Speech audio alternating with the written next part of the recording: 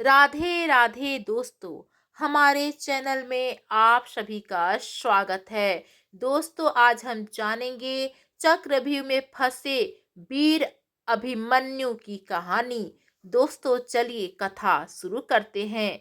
क्या होगा दोस्तों यदि महाभारत के सबसे बड़े योद्धा अर्जुन को एक ऐसे सच से बचाया गया हो जो अगर उन्हें पता चल जाता तो वे उसी क्षण अपने गांडीव के साथ प्राण त्याग देते। क्या होगा यदि वह सच उनके अपने 16 वर्षीय पुत्र अभिमन्यु ने अपनी मृत्यु से ठीक पहले देखा हो? और क्या होगा यदि वह सच आपके सामने आने वाला हो? कुरुक्षेत्र की उस रक्त रंजित भूमि पर 13वें दिन का सूर्य उदय हो रहा था, पर उसकी किरणों में उष्मा नहीं बल्कि एक आने वाले प्रलय की तपीस थी। शंखनाद की ध्वनि से दिशाएं कांप रही थी, पर आज उन ध्वनियों में विजय का उल्लास नहीं बल्कि एक षड्यंत्र की गूंज थी। पांडव शिविर में एक असहनीय सन्नाटा पसरा था, क्योंकि आज युद्ध का नेतृत्व करने के लिए न तो अर्जुन थे और न ही उनके सारथी भगवान श्री कृष्ण। वे दोनों ही त्रिगर्त देश के संस्पर्तक योद्धाओं से युद्ध करने के लिए कुरुक्षेत्र के दक्षिणी छोर पर चले गए थे और उनकी अनुपस्थिति में गुरु द्रोणाचार्य ने एक ऐसी व्यूह रचना कर दी थी जिसका नाम सुनते ही बड़े बड़े योद्धाओं के हृदय कांप उठते हैं। चक्रव्यूह केवल सेना की एक व्यवस्था नहीं थी, यह मृत्यु का एक घूमता हुआ भंवर था, एक ऐसा माया जाल जिसमें प्रवेश करने का मार्ग तो था, पर बाहर निकलने का मार्ग स्वयं अर्जुन के अतिरिक्त और कोई नहीं जानता था। महाराज युधिष्ठिर के मस्तक पर चिंता की लकीरें गहरी हो गई थी। भीम की गदा शांत थी और नकुल सहदेव की तलवारें म्यान में होते हुए भी बेचैन थी। कौन तोड़ेगा इस चक्रव्यूह को? कौन करेगा आज पांडव का सेना का नेतृत्व? इस प्रश्न ने पूरे शिविर को मौन कर दिया था। तभी एक किशोर स्वर गूंजा जिसकी दृढ़ता में उसके पिता अर्जुन की प्रतिध्वनि थी। तात श्री, आप चिंता न करें, आपके इस पुत्र के रहते हुए कौरव सेना हमारा बाल भी बांका नहीं कर सकती। मुझे चक्रव्यूह में प्रवेश करने की आज्ञा दे। यह स्वर था 16 वर्षीय अभिमन्यु का, जिसके मुख पर सूर्य के समान तेज था और जिसकी भुजाओं में अपने पिता और मामा श्री कृष्ण का संयुक्त बल समाया हुआ था। युधिष्ठिर ने वात्सल्य और चिंता से भरे नेत्रों से उसे देखा और कहा, पुत्र, हम जानते हैं कि तुम वीर हो, पर चक्रव्यूह में प्रवेश करना मृत्यु को निमंत्रण देना है। तुम इसके भीतर जाने का मार्ग तो जानते हो, पर बाहर निकलने की विधि तुम्हें ज्ञात नहीं है। अभिमन्यु के होठों पर एक आत्मविश्वास भरी हुई मुस्कान तैर गई। उन्होंने कहा, तात श्री, जब मैं अपनी माता के गर्भ में था तब पिताश्री ने माता को चक्रव्यूह भेदन की पूरी कथा सुनाई थी। मैंने 6 द्वारों तक भेदन की विधि स्पष्ट रूप से सुनी, पर 7वें द्वार की विधि सुनने से पहले ही माता को निद्रा आ गई और पिताश्री ने कथा रोक दी। किंतु आप निश्चित रहें, मैं अपने पराक्रम से 7 द्वारों को तोड़कर और इस व्यूह को नष्ट करके ही वापस लौटूंगा। एक बार मैं मार्ग बना दूंगा तो आप सब मेरे पीछे पीछे आकर मेरी रक्षा कर सकते हैं। भीम ने अपनी गदा उठाते हुए हुंकार भरी, तुम केवल मार्ग बनाओ पुत्र, तुम्हारे पीछे हम प्रलय ले आएंगे। इस आश्वासन के बाद युधिष्ठिर ने भारी मन से अभिमन्यु को आज्ञा दे दी। सुभद्रा के लाल ने अपने दिव्य रथ पर सवार होकर जब गांडीव के समान दिखने वाले अपने धनुष पर प्रत्यचंटा चढ़ाई तो एक क्षण के लिए कौरव सेना में यह भ्रम फैल गया कि कहीं अर्जुन ही तो वापस नहीं आ गए। अभिमन्यु ने अपने सारथी को आदेश दिया, रथ को सीधे गुरु द्रोण की ओर ले चलो, क्योंकि चक्रव्यूह का द्वार वही है। और जैसे ही रथ आगे बढ़ा, इतिहास के सबसे करुण अध्यायों में से एक की रचना आरंभ हो गई। अभिमन्यु का रथ किसी आंधी के समान कौरव की सेना को चीरता हुआ चक्रव्यूह के द्वार पर पहुंचा, जहां स्वयं गुरु द्रोणाचार्य खड़े थे।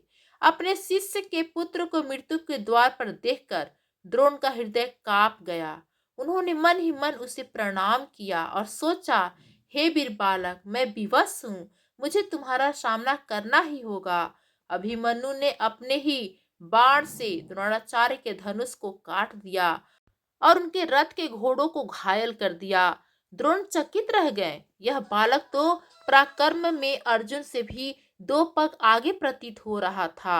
उन्होंने दूसरा धनुष उठाया, पर अभिमन्यु के बाणों की वर्षा ने उन्हें एक क्षण का भी अवसर नहीं दिया।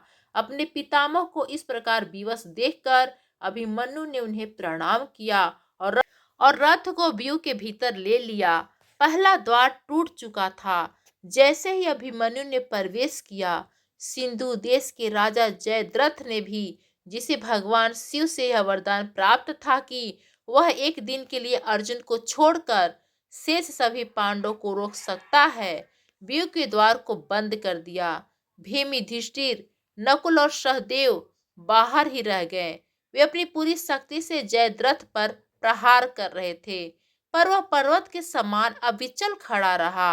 वह अभिमन्यु चक्रव्यूह के भीतर अकेला था, चारों ओर से शत्रुओं से घिरा हुआ, पर उसके मुख पर भय की एक रेखा भी नहीं थी। वह जानता था कि अब उसे अकेले ही लड़ना है।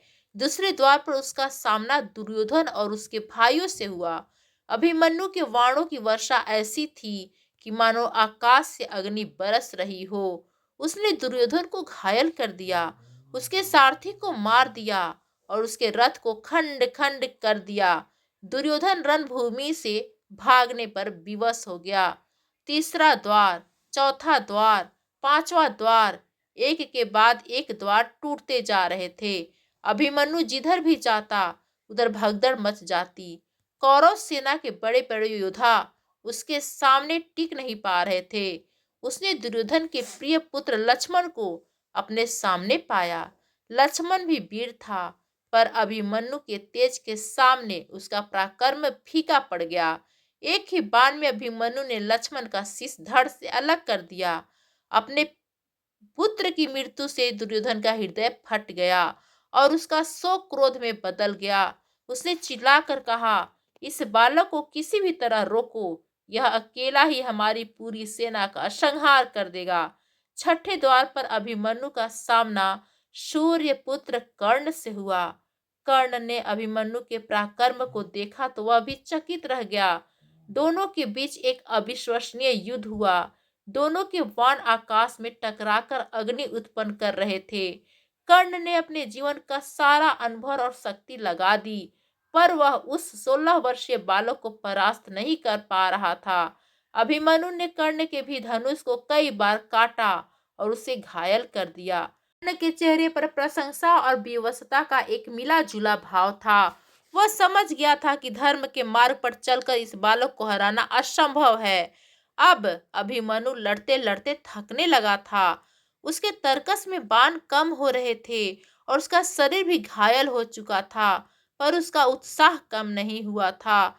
वह 7वें और अंतिम द्वार पर पहुंच गया, पर वहां का दृश्य कुछ और ही था। वहां कोई एक योद्धा नहीं था। वहां कौरव के पक्ष के सभी महारथी, कर्ण, गुरुद्रोण, कृपाचार्य, अश्वत्थामा, शकुनी, दुर्योधन और दुशासन सब एक साथ उसे घेरकर खड़े थे। यह युद्ध के नियमों का सबसे बड़ा उल्लंघन था। एक अकेले और थके हुए बालक पर इतने सारे महारथियों का एक साथ आक्रमण करना अधर्म की प्रकाष्ठा थी। गुरुद्रोण ने कर्ण के कान में कहा, कर्ण, इसका कवच अमेध है और जब तक इसके हाथ में धनुष है इसे कोई नहीं जीत सकता।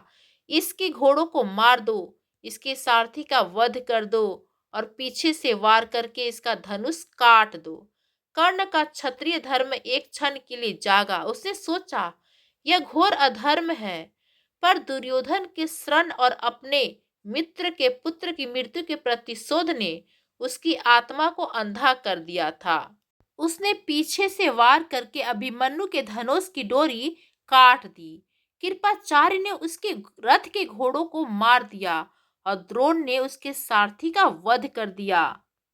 अब अभिमन्यु निहत्था था, रथहीन था और अकेला था, पर उसने हार नहीं मानी।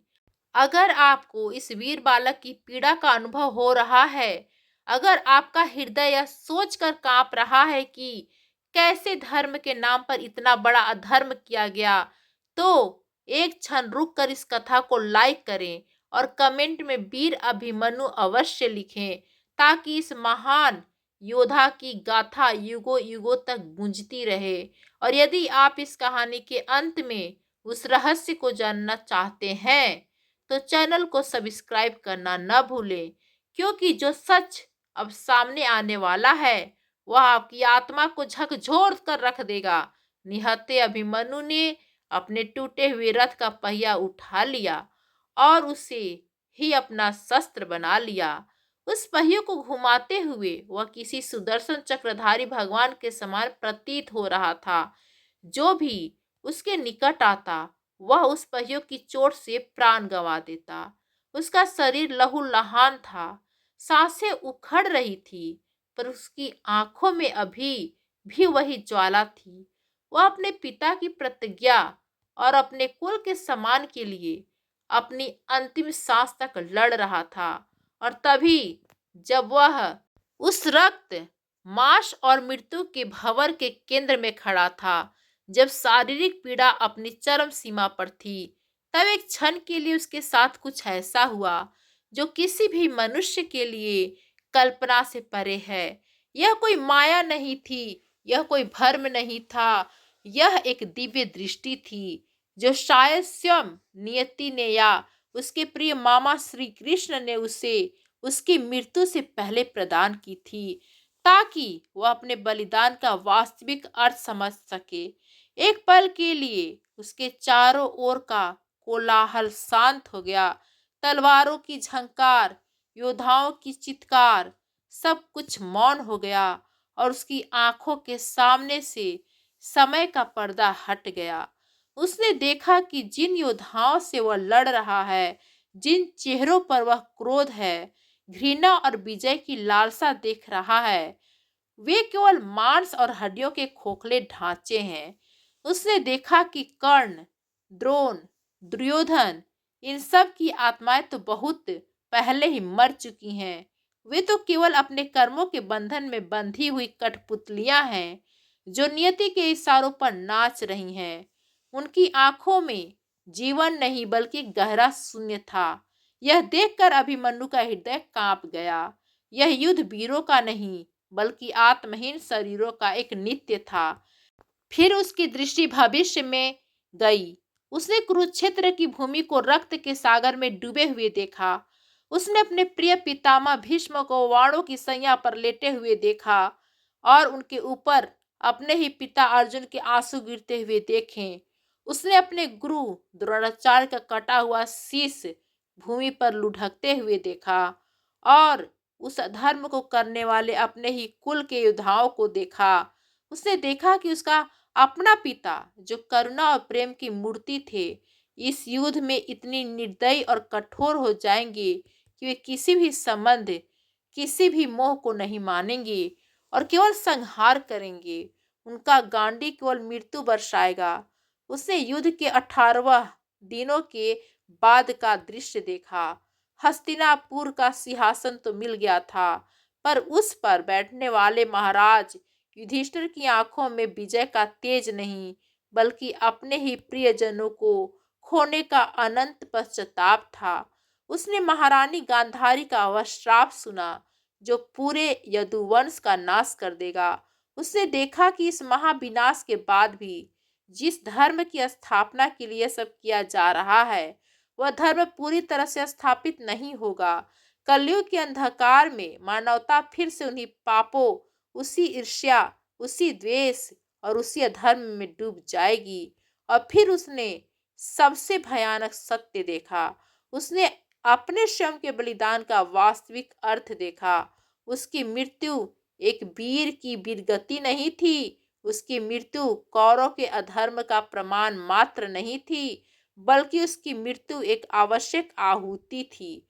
एक ऐसी चिंगारी थी जिसे जानबूझकर भड़काया गया था, ताकि अर्जुन के हृदय में प्रतिशोध की ऐसी ज्वाला जले जो उनके सारे मोह, सारी करुणा, सारे संबंधों को जलाकर भस्म कर दे और उन्हें एक भावनाहीन संहारक यंत्र में बदल दे।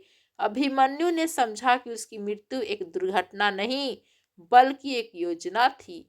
एक ऐसी योजना जिसका सूत्रधार कोई और नहीं, बल्कि स्वयं उसके प्रिय मामा, सृष्टि के संचालक भगवान श्री कृष्ण थे। कृष्ण जानते थे कि अर्जुन अपने प्रियजनों पर पूरी शक्ति से प्रहार नहीं कर पाएगा। उनका मोह उन्हें कर्तव्य के आड़े आएगा। इसलिए उन्हें उस मोह से मुक्त करने के लिए एक ऐसी पीड़ा देना आवश्यक था जो उनके हृदय को पत्थर बना दे। और एक पुत्र की मृत्यु से बड़ी पीड़ा और क्या हो सकती है? यह ज्ञान, यह परम सत्य अभिमन्यु के शरीर पर लगे सैकड़ों घावों से भी अधिक पीड़ादायक था। उसे यह समझ आया कि वह धर्म की वेदी पर चढ़ाया गया कोई नायक नहीं, बल्कि एक बड़े खेल में कुर्बान किया गया एक मोहरा था। उसके बलिदान का उद्देश्य धर्म की स्थापना से अधिक अर्जुन के क्रोध को चरम पर पहुंचाना था। इस सत्य का बोझ उसकी 16 वर्षीय आत्मा सहन नहीं कर सकी। उसके हाथ से रथ का पहिया छूटकर गिर गया। उसकी आंखों से बहने वाले आंसू रक्त के साथ मिलकर भूमि पर गिर रहे थे। उसे आकाश की ओर देखा और एक अंतिम हृदय विदारक चित्कार की। हे तात! यह पुकार केवल अपने पिता के लिए नहीं थी, यह उस पिता के लिए एक दया की पुकार थी जिसे यह कभी पता नहीं चलेगा कि उसके पुत्र की बलि उसे एक बेहतर योद्धा बनाने के लिए दी गई थी। यह उस नियति पर एक प्रश्न था जिसने धर्म के नाम पर इतना बड़ा छल किया था और इसी असहनीय ज्ञान के बोझ के साथ जयद्रथ के पुत्र ने पीछे से आकर उसकी गदा के प्रहार से उसका शीश कुचल दिया और सुभद्रा के लाल ने उस रक्त रंजित भूमि पर अपने प्राण त्याग दिए। परंतु कहानी यहाँ समाप्त नहीं होती, क्योंकि शरीर मरता है, आत्मा नहीं। और अभिमन्यु की आत्मा अपने साथ उस भयानक सत्य को लेकर अपने शरीर से मुक्त हुई। वह उस कुरुक्षेत्र के ऊपर उठी जहां अभी भी युद्ध चल रहा था। वह अपने पिता के शिविर की ओर जाना चाहती थी, उन्हें सब कुछ बता देना चाहती थी, उन्हें उस निरर्थक युद्ध से रोक लेना चाहती थी। पर जैसे ही वह आत्मा आगे बढ़ी, उसके सामने एक दिव्य प्रकाश प्रकट हुआ। उस प्रकाश में एक शांत, सौम्य और स्वर्गीय मुस्कान लिए वहीं खड़े थे जो इस पूरी लीला के रचयिता थे, भगवान श्री कृष्ण। उन्होंने अपना हाथ बढ़ाकर अभिमन्यु की आत्मा को रोक लिया। उनकी आंखों में न तो शोक था और न ही कोई अपराध बोध, बल्कि एक गहरी करुणा और ब्रह्मांडीय ज्ञान का सागर था। उन्होंने अभिमन्यु की आत्मा से कहा, रुको पुत्र, तुम अभी कहीं नहीं जा सकते। अभिमन्यु की आत्मा ने प्रश्न भरी दृष्टि से उन्हें देखा। क्यों माधव? क्यों किया आपने ऐसा मेरे साथ और मेरे पिता के साथ? कृष्ण ने मुस्कुराते हुए उत्तर दिया, क्योंकि कुछ सत्यों को समय से पहले प्रकट नहीं किया जा सकता और तुम्हारा सत्य यदि अर्जुन तक पहुंच गया तो धर्म की स्थापना का यह महान यज्ञ अधूरा रह जाएगा। दोस्तों माफ कीजिएगा, मेरा कंठ बैठ जा रहा है, मैं बोल नहीं पा रही हूँ, मैं इसके लिए क्षमा चाहती हूँ। तो चलिए आगे हम शुरू करते हैं। अधूरा रह जाएगा। अब सवाल यह उठता है कि कृष्ण ने अभिमन्यु की आत्मा से आगे क्या कहा? उस सत्य का क्या हुआ जिसे अभिमन्यु ने देखा था? और कैसे कृष्ण ने अर्जुन को उस ज्ञान से बचाया जो उन्हें आत्महत्या करने पर विवश कर देता? यह सब जानने के लिए आपको इस कथा को पूरी सुननी होगी, जिसमें आगे हम उस अलौकिक संवाद का वर्णन करेंगे जो मृत्यु के उपरांत अभिमन्यु की आत्मा और स्वयं भगवान श्री कृष्ण के बीच हुआ था। यदि आप उस संवाद को सुनना चाहते हैं और महाभारत के सबसे बड़े रहस्य पर से पर्दा उठाते हुए देखना चाहते हैं, तो हमारे साथ बने रहें और इस वीडियो को अधिक से अधिक शेयर करें, ताकि हर कोई धर्म, कर्म और नियति के इस गूढ़ रहस्य को समझ सके। दोस्तों, भगवान श्री कृष्ण के उस दिव्य प्रकाश में जहां न समय था न कोई दिशा, अभिमन्यु की आत्मा एक प्रश्नवाचक चिन्ह के समान स्थिर हो गई। उसके भीतर का सारा क्रोध, सारी पीड़ा, सारा भ्रम एक ही प्रश्न में सिमट गया था। क्यों? यह एक शब्द नहीं, बल्कि एक ब्रह्मांड की वेदना थी, जो 16 वर्षीय आत्मा के केंद्र से निकली थी। कृष्ण के अधरों पर वही शांत मुस्कान बनी रही, जो अर्जुन को विश्व रूप दर्शन के समय दिखी थी, जो द्रौपदी को चीरहरण के समय आश्वासन दे रही थी, और जो आज एक मृत बालक की आत्मा को ब्रह्मांड का सबसे गूढ़ रहस्य समझाने के लिए प्रकट हुई थी। उन्होंने कहा, पुत्र, तुम्हारा प्रश्न स्वाभाविक है, क्योंकि तुम अभी भी स्वयं को सुभद्रा और अर्जुन के पुत्र के रूप में देख रहे हो। तुम अभी भी अपनी दृष्टि को कुरुक्षेत्र की उस रक्त रंजित भूमि तक सीमित रखे हुए हो, पर सत्य यह है कि तुम केवल एक शरीर नहीं थे और तुम्हारी मृत्यु केवल एक घटना नहीं है। अभिमन्यु की आत्मा में कंपन हुआ। तो फिर मैं कौन हूँ माधव, और मेरी इस असहनीय पीड़ा का क्या अर्थ है? क्या आपने एक क्षण के लिए भी मेरी माता के विषय में सोचा, उस पिता के विषय में सोचा जो मेरे शव को देखकर जीवित कैसे रहेंगे? मेरी पत्नी उत्तरा और मेरे अजन्मे पुत्र का क्या होगा? क्या धर्म की स्थापना इतने निर्दोष हृदयों को कुचल कर ही की जा सकती है? कृष्ण की आंखें एक क्षण के लिए करुणा से भर गई। उन्होंने कहा, आओ वत्स, मैं तुम्हें दिखाता हूँ कि तुम कौन हो और यह लीला वास्तव में क्या है। और जैसे ही श्री कृष्ण भगवान ने यह कहा, अभिमन्यु के चारों ओर का दृश्य बदल गया। कुरुक्षेत्र का मैदान विलीन हो गया और वह स्वयं को एक अलौकिक धवल प्रकाश से भरे लोक में खड़ा पाया। यह चंद्रलोक था और उसने देखा कि स्वयं चंद्रदेव सौम्यता और शीतलता के स्वामी एक सिंहासन पर उदास बैठे हैं। उनके चारों ओर अन्य देवता उन्हें सांत्वना देने का प्रयास कर रहे हैं, पर उनकी दृष्टि शून्य में टिकी है। कृष्ण ने कहा, देखो अभिमन्यु, यह तुम्हारा वास्तविक स्वरूप है। तुम चंद्रदेव के पुत्र वर्चस हो। जब पृथ्वी पर धर्म की स्थापना के लिए देवताओं को अपने अंशों को मनुष्य के रूप में भेजने का निर्णय लिया गया, तब चंद्रदेव अपने पुत्र से एक क्षण का भी वियोग सहन करने को तैयार नहीं थे। उन्हें अपने पुत्र से असीम मोह था, ठीक वैसे ही जैसे अर्जुन का तुमसे है। बहुत समझाने पर वे इस शर्त पर माने कि उनका पुत्र पृथ्वी पर केवल 16 वर्ष के लिए ही रहेगा और एक ऐसी वीर गति को प्राप्त करेगा जिसकी गाथा युगों युगों तक गाई जाएगी, और उसके तुरंत बाद वह मेरे धाम से होता हुआ वापस अपने पिता के पास लौट आएगा। तुम वह वर्चस्व हो जिसे एक महान उद्देश्य के लिए भेजा गया था। तुम्हारा जीवन काल पूर्व निश्चित था, तुम्हारी मृत्यु का प्रकार पूर्व निश्चित था और तुम्हारा शौर्य भी पूर्व निश्चित था। अभिमन्यु ने अविश्वास से उस दृश्य को देखा।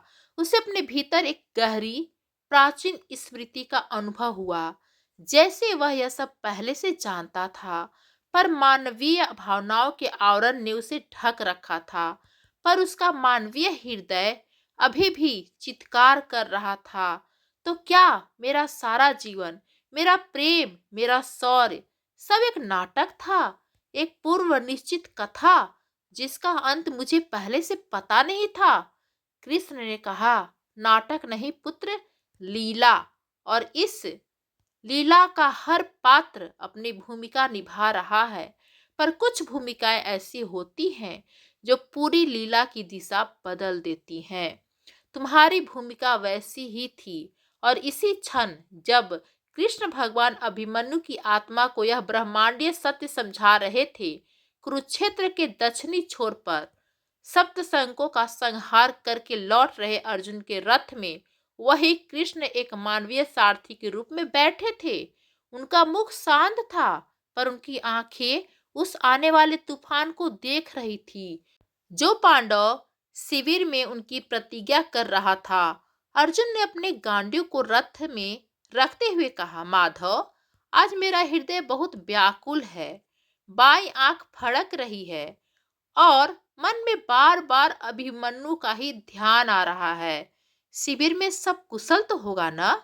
कृष्ण ने घोड़ों की लगाम थामे हुए बिना अर्जुन की ओर देखे कहा, पार्थ, मन की व्याकुलता योद्धा का सबसे बड़ा शत्रु है। तुमने अपना आज का कर्तव्य पूर्ण किया है। अब शिविर में जो भी परिस्थिति होगी, हमें उसका सामना धैर्य से करना होगा। पर अर्जुन का मन नहीं मान रहा था। उन्हें हवा में एक अजीब सा भारीपन महसूस हो रहा था। पंछियों का कलरव शांत था और सूर्य का रंग भी सिंदूरी होने के बजाय पीला और बीमार सा लग रहा था, जैसे वह भी किसी शोक में डूबा हो। जैसे जैसे रथ शिविर के निकट पहुंच रहा था, अर्जुन की बेचैनी बढ़ती जा रही थी। उन्हें दूर से ही शिविर के ऊपर एक भयानक खामोशी छाई हुई दिखी। विजय का कोई शंखनाद नहीं था, कोई जय घोष नहीं था, केवल एक मर्मांतक सन्नाटा था जो किसी की मृत्यु की घोषणा कर रहा था। अर्जुन का हृदय डूबने लगा। उन्होंने भगवान श्री कृष्ण से कहा, माधव, यह सन्नाटा, यह अशुभ शांति मुझे भयभीत कर रही है। क्या क्या पितामह या गुरु द्रोण को कुछ हो गया है, या महाराज युधिष्ठिर? कृष्ण मौन रहे। उनका मौन अर्जुन के भय को और भी बढ़ा रहा था। जब रथ शिविर के द्वार पर पहुंचा तो उन्होंने देखा कि सभी सैनिक, सभी सेवक, सभी योद्धा सिर झुकाए खड़े हैं। उनकी आंखों में आंसू हैं। भीमसेन अपनी गदा को भूमि पर टिकाए एक मूर्ति के समान खड़े थे।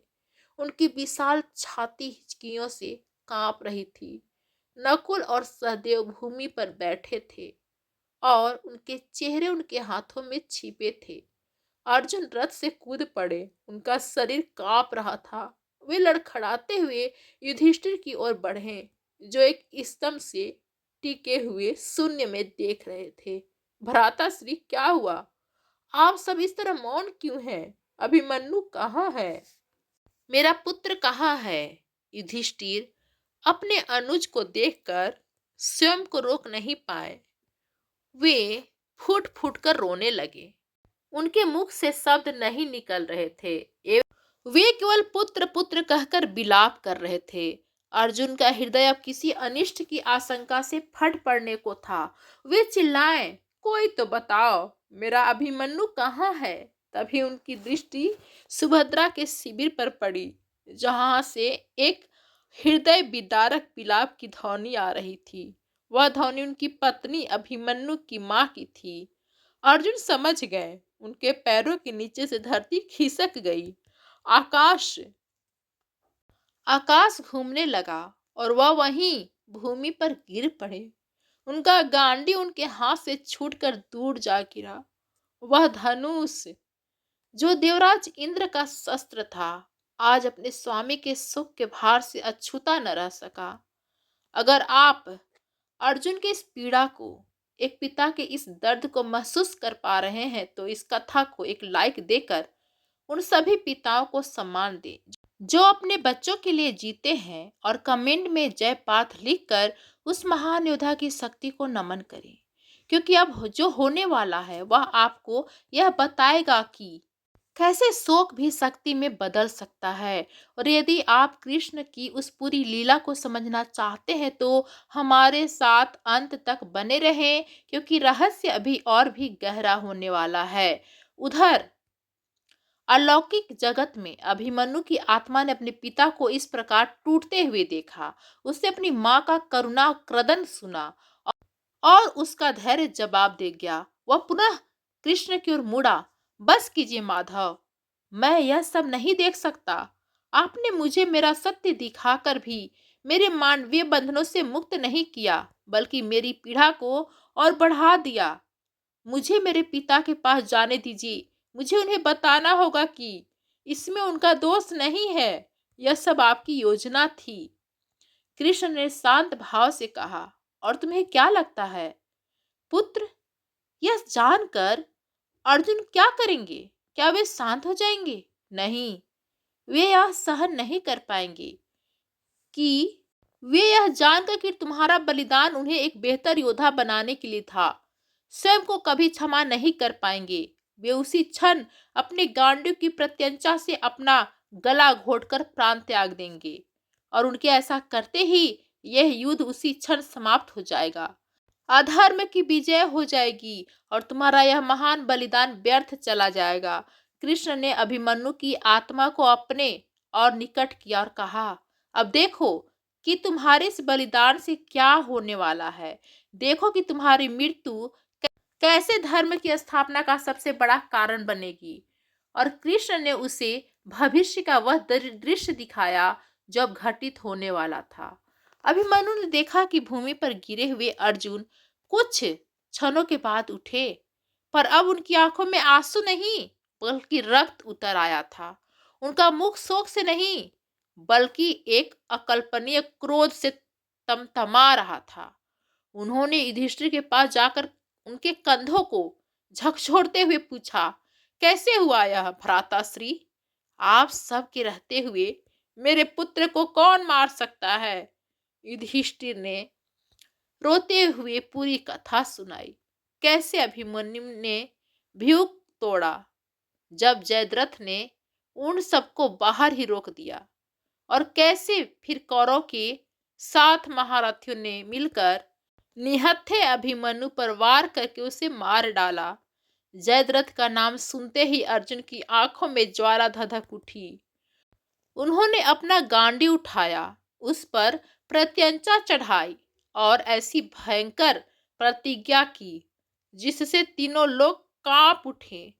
जिस जयद्रथ के कारण मेरे पुत्र की मृत्यु हुई है, मैं प्रतिज्ञा करता हूं कि कल सूर्यास्त से पहले मैं इस पापी का वध कर दूंगा, और यदि मैं ऐसा न कर सका तो मैं स्वयं इसी गांडीव के साथ अग्नि में प्रवेश कर जाऊंगा। यह अर्जुन की प्रतिज्ञा है। यह प्रतिज्ञा सुनकर पांडव शिविर में शोक के साथ साथ एक नई ऊर्जा का संचार हुआ। कृष्ण के होठों पर एक हल्की सी, लगभग अदृश्य मुस्कान तैर गई।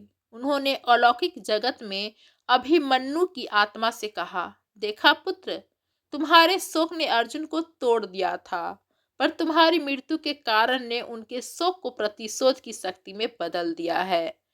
यह प्रतिज्ञा अब उन्हें टूटने नहीं देगी। यह उन्हें कल के युद्ध में वह करने पर विवश करेगी जो वे शायद कभी न करते।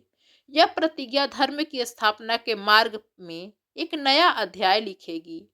अभिमन्यु ने देखा कि उसके पिता का क्रोध केवल जयद्रथ के लिए नहीं था, वह पूरी कौरव सेना के लिए था।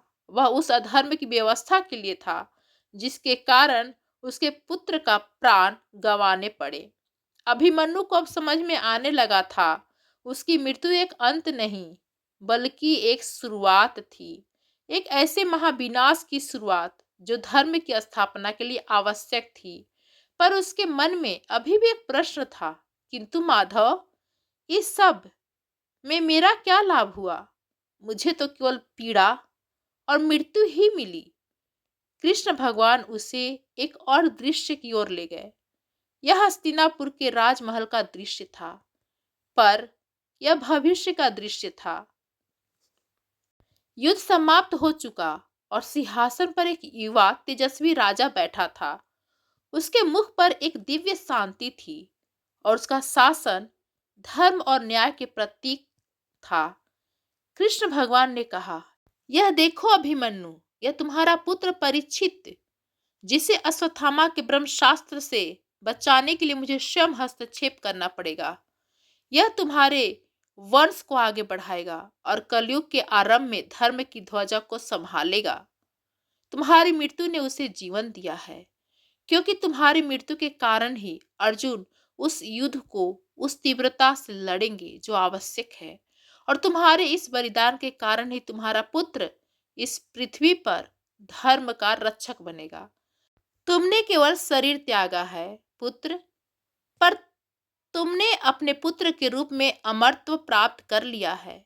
यह देखकर अभिमन्यु की आत्मा को एक गहरी शांति का अनुभव हुआ। उसका क्रोध, उसकी पीड़ा, उसका भ्रम सब शांत होने लगा। उसे समझ आया कि वह किसी खेल का मोहरा नहीं, बल्कि उस यज्ञ की सबसे पवित्र आहुति था, जिसके बिना यज्ञ पूर्ण ही नहीं हो सकता था। उसने भगवान श्री कृष्ण के उस विराट स्वरूप के सामने नमन किया। उसकी आत्मा अब निर्मल और शांत थी। उसने कहा, हे सर्वज्ञाता, मैं अब समझ गया हूँ। मुझे मेरे मानवीय बोध से मुक्त करने के लिए धन्यवाद। अब आप मुझे आज्ञा दिए कि मुझे क्या करना है।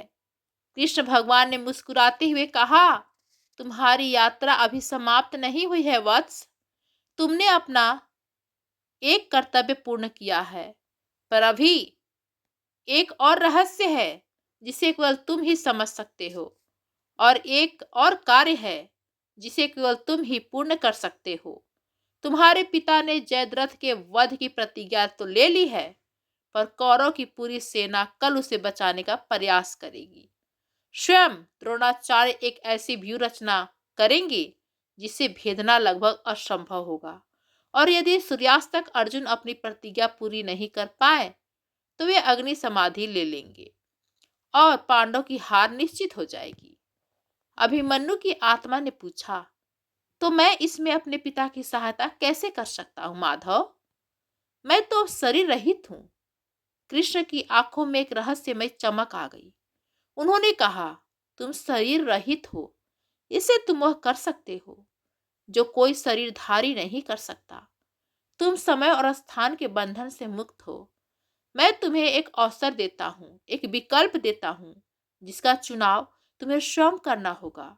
अब सबसे बड़ा रहस्य सामने आने वाला था, वह रहस्य जो कुरुक्षेत्र के 14वें दिन के युद्ध का परिणाम तय करने वाला था। वह रहस्य जो अर्जुन के जीवन और मृत्यु से जुड़ा था, और वह रहस्य जो अभिमन्यु की आत्मा को एक अंतिम कर्तव्य निभाने का अवसर देने वाला था। कृष्ण ने अभिमन्यु को क्या विकल्प दिया? वह कौन सा कार्य था जिसे केवल एक आत्मा ही कर सकती थी?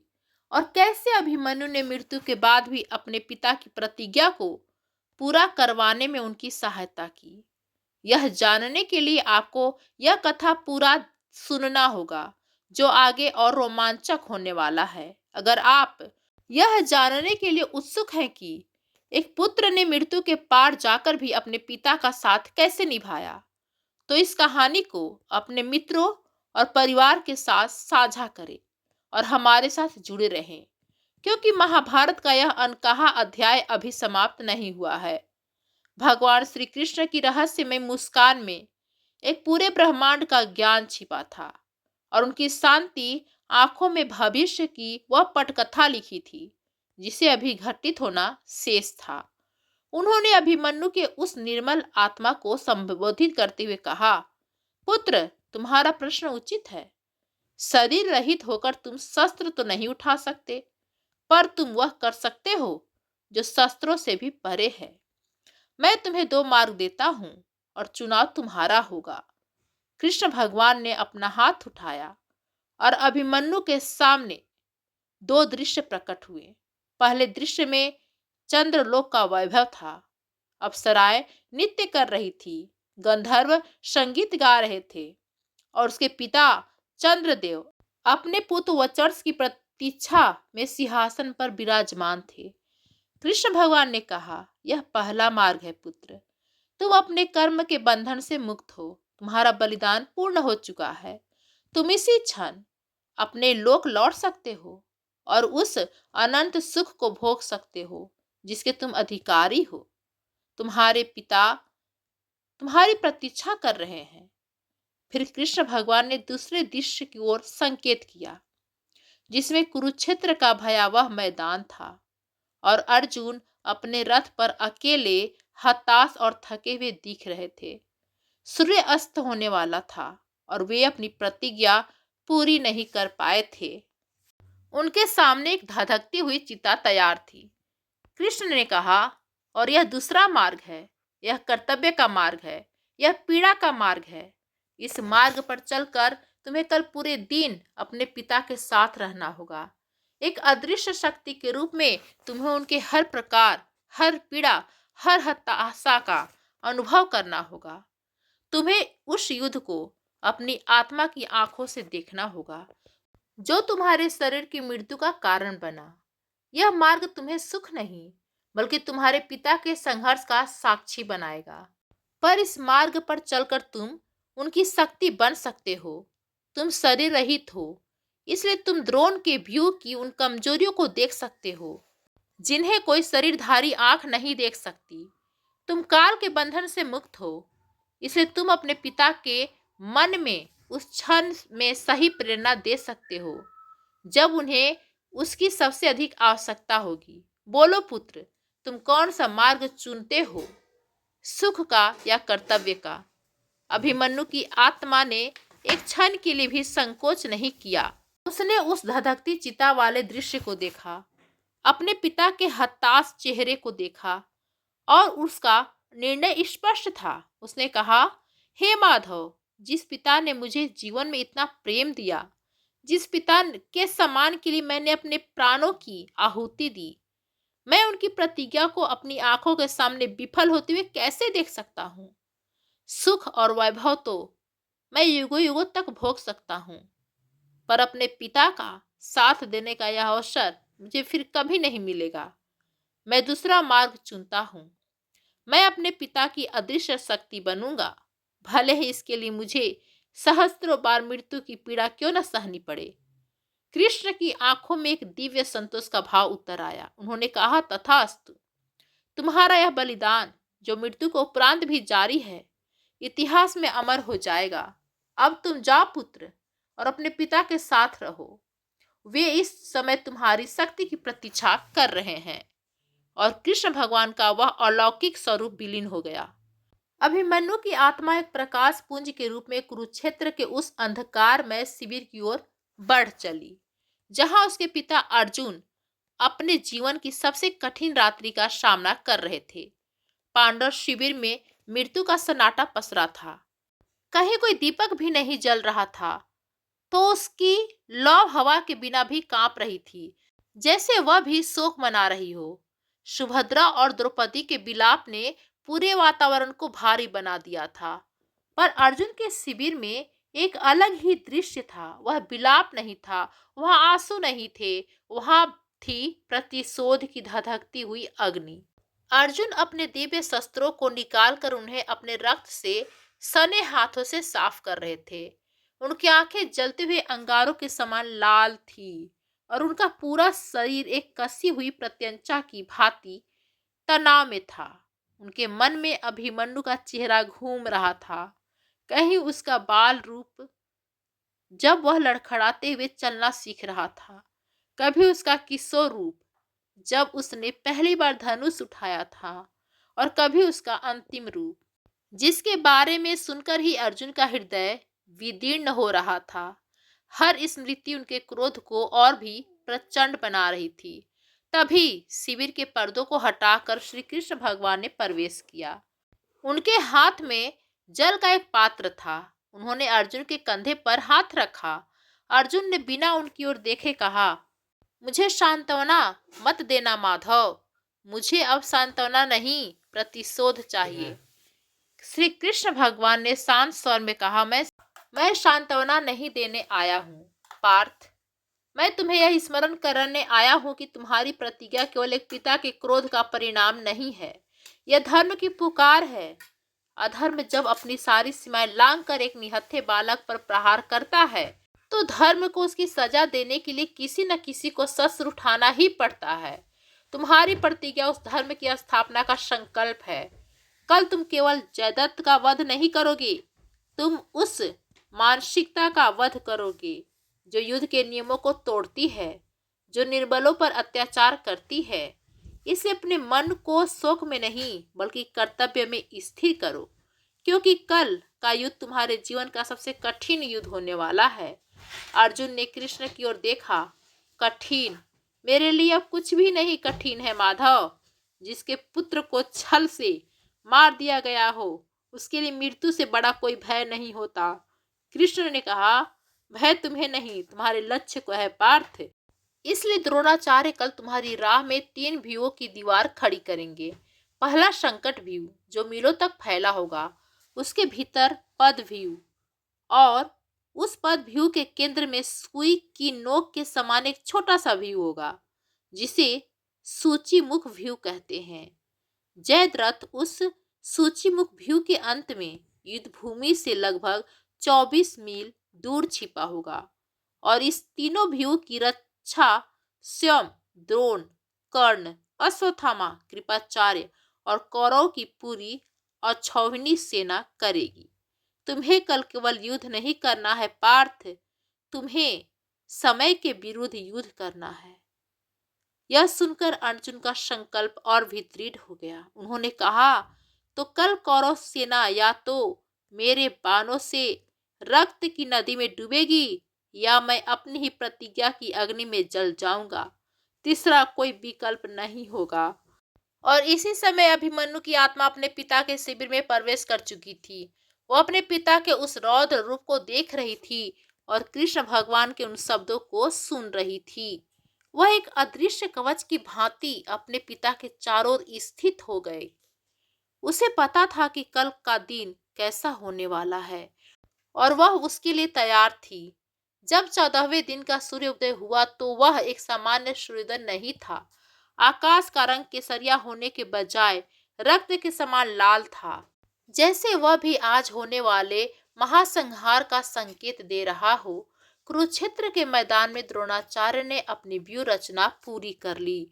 वह एक अभेद दुर्ग के समान लग रही थी, जिसे देखकर ही पांडव सेना का साहस डगमगाने लगा। अर्जुन अपने देवदत्त शंख की ध्वनि करते हुए अपने रथ पर सवार हुए।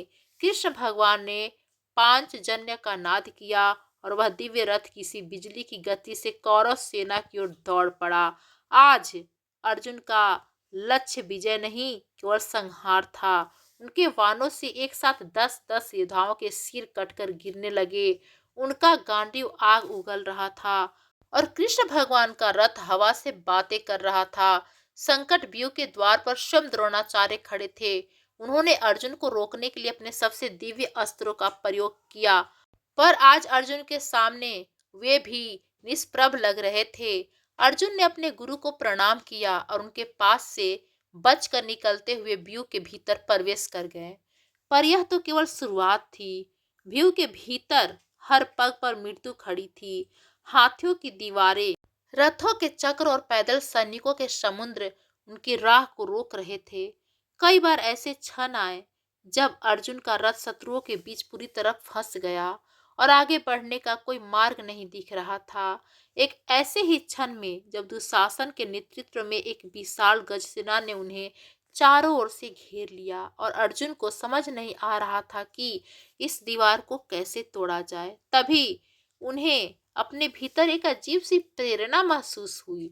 एक भूली हुई स्मृति, एक अनदेखा ज्ञान, जैसे कोई उनके कानों में कह रहा हो, इन हाथियों के सूंड के ठीक ऊपर मस्तिष्क के मध्य में एक छोटा सा स्थान है जो अत्यंत कोमल होता है।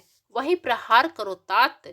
यह अभिमन्यु की आत्मा थी, जो अपनी सूक्ष्म दृष्टि से व्यू की हर कमजोरी को देख रही थी और अपनी चेतना की शक्ति से अपने पिता के मन में उस ज्ञान को पहुंचा रही थी। अर्जुन ने तुरंत अपने बाणों की दिशा बदली और ठीक उसी स्थान पर प्रहार करना शुरू किया। एक के बाद एक हाथी चिंघाड़ते हुए गिरने लगे और देखते ही देखते हाथियों की वह दीवार ढह गई। अर्जुन और कृष्ण भगवान आगे बढ़ गए। कृष्ण भगवान ने अर्जुन की ओर देखे बिना मुस्कुराते हुए मन ही मन कहा, धन्य हो पुत्र अभिमन्यु, तुम आज अपने पिता के सच्चे सारथी हो। यदि आपको एक पुत्र का यह अलौकिक प्रेम और कर्तव्यनिष्ठ स्पर्श कर रही है तो एक क्षण रुककर इस कथा को लाइक करें और कमेंट में अमर अभिमन्यु लिखकर उस वीर की आत्मा को श्रद्धांजलि दें। और यदि आप जानना चाहते हैं कि कृष्ण भगवान की अंतिम माया क्या थी तो चैनल को सब्सक्राइब करना न भूलें, क्योंकि क्लाइमेक्स अब बहुत निकट है। दिन ढलता जा रहा था। अर्जुन लाखों योद्धाओं का संहार कर चुके थे, पर वे अभी भी जयद्रथ से बहुत दूर थे। उनका शरीर थक कर चूर हो रहा था। उनके कंधों पर गांडियों का भार अब असहनीय लग रहा था और उनके तरकस में दिव्य बाण भी समाप्त होने लगे थे। उन्होंने कर्ण, अश्वत्थामा, शल्य और महारथियों से युद्ध किया और उन्हें परास्त भी किया, पर इस सब में बहुत सा बहुमूल्य समय नष्ट हो गया। अब सूर्य पश्चिम में डूबने को था। उसकी किरणें पीली पड़ चुकी थी। अर्जुन ने हताशा से आकाश की ओर देखा। उन्हें लगा कि वो अपनी प्रतिज्ञा को पूरी नहीं कर पाएंगे। उनके मन में अग्नि की समाधि का विचार आने लगा। उन्होंने कृष्ण भगवान से कहा, माधव, लगता है मेरा समय समाप्त हो गया। मैं अपने पुत्र का प्रतिशोध नहीं ले सका। अब मुझे अपनी प्रतिज्ञा पूरी करने दो। चिता की तैयारी करो। कृष्ण भगवान ने अर्जुन की ओर देखा। उनकी आंखों में न हताशा थी न चिंता, बल्कि एक गहरी रहस्यमय योजना थी। उन्होंने कहा, धैर्य रखो पार्थ, अभी खेल समाप्त नहीं हुआ है। और यह कहते हुए श्री कृष्ण भगवान ने अपनी योग माया का प्रयोग किया। उन्होंने अपने सुदर्शन चक्र का आवाहन किया और उसे सूर्य के सामने स्थित कर दिया। देखते ही देखते पूरे कुरुक्षेत्र में अंधकार छा गया। ऐसा लगा मानो सूर्यास्त हो गया हो। कौरव सेना में यह देखकर हर्ष की लहर दौड़ गई। वे अपनी विजय का उत्साह मनाने लगे। अर्जुन की प्रतिज्ञा टूट गई। अब वह अग्नि में समा जाएगा। हमारी विजय निश्चित है। जयद्रथ, जो अब तक डर के मारे व्यू के सबसे भीतरी भाग में छिपा था, यह सोचकर कि अब सुरक्षित हैं, बाहर निकल आया। वह अर्जुन के रथ के पास आकर अट्टहास करने लगा। कहाँ गया तेरा गांडीव अर्जुन? कहाँ गई तेरी प्रतिज्ञा? देख, मैं जीवित हूँ और अब तू मरेगा। अपने पुत्र के पास जाने की तैयारी कर। अर्जुन सिर झुकाए अपने शस्त्रों को त्याग कर चिता पर चढ़ने की तैयारी कर रहे थे। पांडव सेना में रुदन और विलाप होने लगा। तभी कृष्ण भगवान के मेघ के समान गंभीर स्वर गूंजा, मूर्ख जयद्रथ, जिसे तुम सूर्यास्त समझ रहे हो, वह केवल मेरी माया का एक आवरण है। देखो, सूर्य अभी भी आकाश में है। और जैसे ही कृष्ण भगवान ने यह कहा, उन्होंने अपने सुदर्शन चक्र को हटा लिया। एक बार फिर से पूरे मैदान में सूर्य का प्रकाश फैल गया। सूर्य अभी अस्त नहीं हुआ था। कौरव के पैरों तले जमीन खिसक गई। जयद्रथ भय से पत्थर बन गया। कृष्ण भगवान ने अर्जुन की ओर मुड़कर कहा, उठो पार्थ, देखो तुम्हारा शत्रु तुम्हारे सामने निहत्था खड़ा है। उठाओ अपना गांडीव और पूरी करो अपनी प्रतिज्ञा। अर्जुन ने जैसे ही यह देखा, उनके शरीर में एक नई शक्ति का संचार हो गया। उन्होंने तुरंत अपना गांडीव उठाया, पर उनका शरीर अभी भी थका हुआ था और जयद्रथ कुछ दूरी पर था। एक अचूक निशान लगाने के लिए जिस मानसिक स्थिरता की आवश्यकता थी, वह उस क्षण अर्जुन के पास नहीं था। उनका हाथ कांप रहा था और तभी एक अंतिम बार अभिमन्यु की आत्मा ने अपना कर्तव्य निभाया। उसने अपनी सारी चेतना, अपना सारा प्रेम, अपना सारा बलिदान एक ऊर्जा पुंज में परिवर्तित करके अपने पिता के हृदय में प्रवाहित कर दिया। अर्जुन को लगा जैसे उनके पुत्र ने स्वयं आकर उनका हाथ थाम लिया हो। उनका सारा संशय, सारी थकान मिट गई। उनकी आंखों के सामने केवल उनका लक्ष्य था और उनके कानों में कृष्ण के शब्द गूंज रहे थे। पार्थ, जयद्रथ को उसके पिता से यह वरदान प्राप्त है कि जो भी उसका सिर भूमि पर गिराएगा, उसके मस्तक के भी 100 टुकड़े हो जाएंगे। इसलिए अपने बाण से इसका सिर इस प्रकार काटो कि वह भूमि पर न गिरे, बल्कि उड़ता हुआ सीधा इसके पिता की गोद में जाकर गिरे, जो इस समय युद्ध भूमि से दूर अपनी कुटिया में संध्या वंदन कर रहे हैं। अर्जुन ने अपने सबसे शक्तिशाली पाशुपत्रास्त्र का आवाहन किया और उस पर अपने पुत्र का स्मरण करके अपने समस्त क्रोध और धर्म के संकल्प को केंद्रित करके उसी गांडी पर चढ़ा दिया। एक पल के लिए समय रुक गया और फिर वह दिव्यवान एक अविश्वसनीय गति से छूटा। उसे जयद्रथ का सिर उसके धड़ से इस सफाई से अलग कर दिया कि रक्त की एक बूंद भी भूमि पर नहीं गिरी, और वह सिर हवा में उड़ता हुआ कई मीलों की यात्रा करके ठीक उसी क्षण ऋषि वृद्ध छत्र की गोद में जाकर गिरा, जो अपनी आंखें बंद करके तपस्या में लीन थे। जैसे ही उनकी गोद में कुछ गिरने का आभास हुआ, उन्होंने चौंक कर आंखें खोली और हड़बड़ाहट में खड़े हो गए। उनके खड़े होते ही वह सिर उनकी गोद से भूमि पर गिर पड़ा और अपने ही दिए हुए वरदान के अनुसार उनके मस्तक के 100 टुकड़े हो गए। इस प्रकार कृष्ण भगवान की लीला और अभिमन्यु के अदृश्य बलिदान ने न केवल अर्जुन की प्रतिज्ञा पूरी की, बल्कि अधर्म को दंड देने के साथ साथ उस वरदान का भी सम्मान रखा। कुरुक्षेत्र के मैदानों में पांडवों का जय घोष गूंज उठा और कौरवों की सेना में पूर्ण निराशा छा गई। उस रात्रि जब अर्जुन अपने शिविर में लौटे तो उनके मुख पर प्रतिशोध की शांति थी। उन्होंने आकाश की ओर देखा और हाथ जोड़कर कहा, धन्यवाद पुत्र, मुझे पता है आज तुम मेरे साथ थे। अलौकिक जगत में कृष्ण भगवान ने अभिमन्यु की आत्मा की ओर देखकर कहा, तुम्हारा हर कर्तव्य अब पूर्ण हुआ वत्स। तुमने एक पुत्र होने का धर्म जीवन में भी निभाया और मृत्यु के पश्चात भी। अब तुम शांति से अपने लोक प्रस्थान करो। अभिमन्यु की आत्मा ने अंतिम बार अपने पिता को देखा, कृष्ण भगवान को नमन किया और एक श्वेत प्रकाश के रूप में चंद्रलोक की ओर विलीन हो गई। यह कथा हमें सिखाती है कि मृत्यु शरीर का अंत है, आत्मा का नहीं। और प्रेम तथा कर्तव्य के बंधन इतने शक्तिशाली होते हैं कि वे मृत्यु की सीमाओं को भी लांघ जाते हैं। अभिमन्यु का बलिदान केवल एक वीर की मृत्यु नहीं थी, यह एक पुत्र का अपने पिता के प्रति और एक आत्मा का धर्म के प्रति अमर समर्पण था। यह वह सत्य था जिसे यदि अर्जुन जान जाते तो वे शोक में ही अपने प्राण त्याग देते। तो दोस्तों, यह कहानी यदि आपके हृदय को छू गई हो तो हमारे चैनल को like, comment, share and subscribe जरूर करें। दोस्तों, मुझे क्षमा कीजिएगा, कई जगह हमारे इस कहानी को कहते कहते हमारा कंठ भर आया था, जिसके कारण हमारे शब्द लड़खड़ा गए थे। मुझे माफ़ कीजिएगा। धन्यवाद दोस्तों।